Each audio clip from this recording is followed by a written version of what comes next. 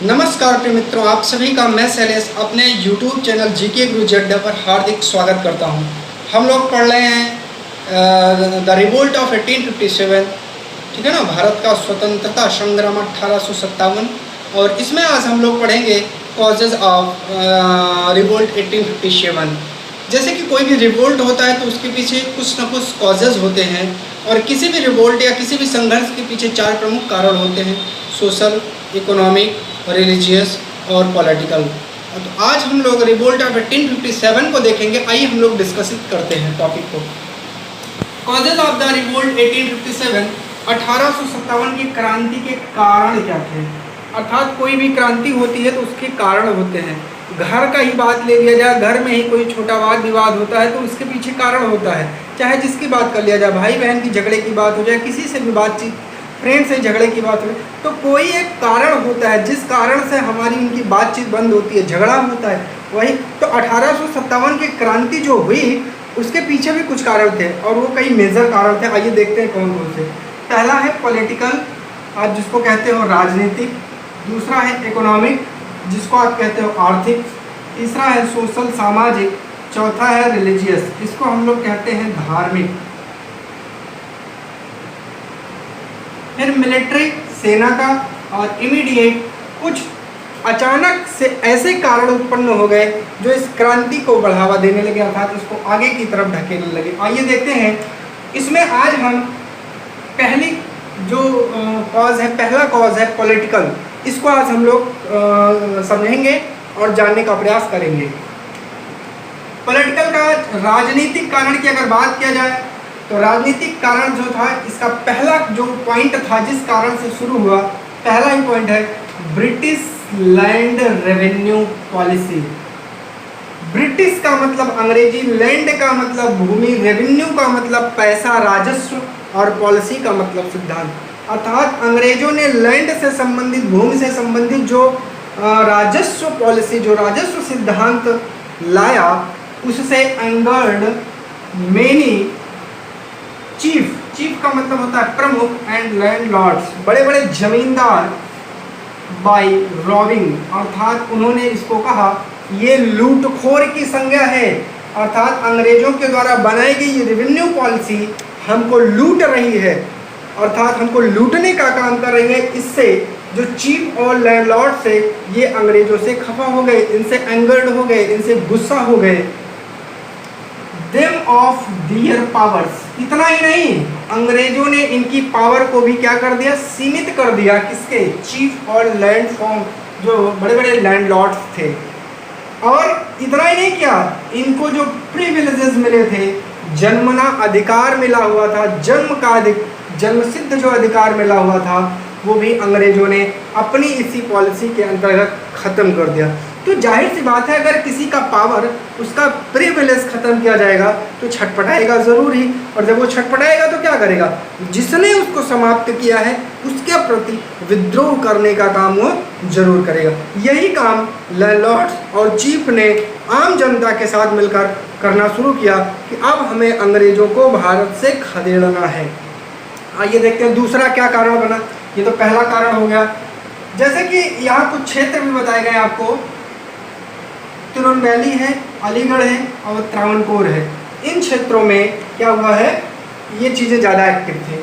अब अगर दूसरे कारण की बात करते हैं, British annex territories basis of, British ने क्या किया, संलग्न प्रदेशों, अर्थात जो उसके सीमित, उसके अधिकार क्षेत्र में जो प्रदेश आते थे उस पर उन्होंने 3 काम किया।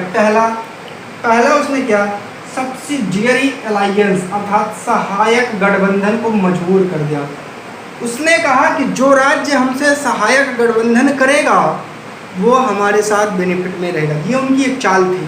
तो उन्होंने, और जो नहीं करेगा उस पर हम हमला करेंगे, उसके बाद उसको सहायक संधि, सहायक गठबंधन करने के लिए मजबूर कर देंगे।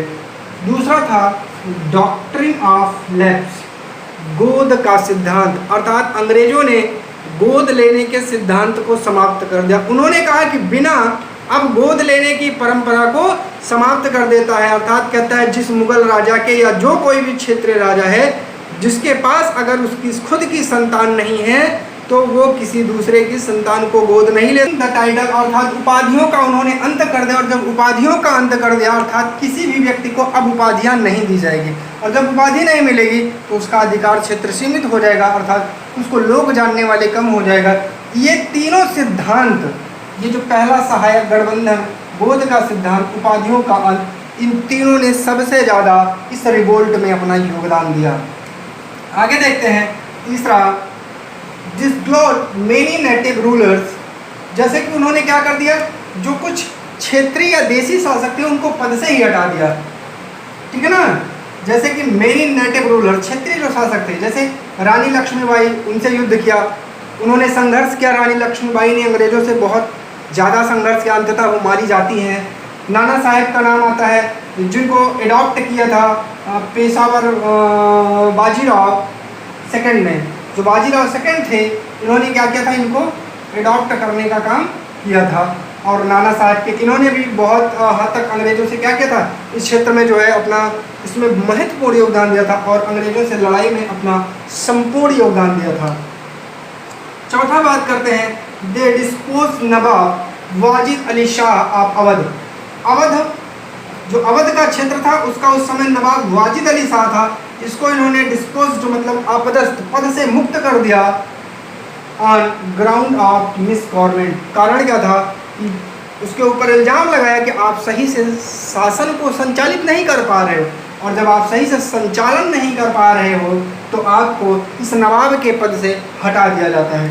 और पांचवा है, the descendants of Mughals emperor Bahadur Shah were given orders to vacate the place in the Red Fort in the event of emperor death. अर्थात जो मुगल वंशज का बादशाह रहता है बहादुर शाह सेकंड, उसने लाल किले के आसपास के जो क्षेत्र थे वहाँ पे छुट्टी घोषित करवा दिया, क्योंकि किसी कोई इवेंट, वहाँ एक इवेंट जो है होने वाला था, एम्परर डेथ, राजा के मृत्यु से संबंधित एक इवेंट होने वाला था, इस कारण वहाँ पर जो है वो छुट्टी घोषित करवा देता है। ये जो ऑल कॉजेज हैं, ये सभी कारण हैं anxiety and resentment among the people. इन्होंने क्या किया, लोगों में किसी न किसी तरीके से एक ऐसी भावना को प्रबल कर दिया जिससे लोग इस तरफ आगे बढ़ने लगे।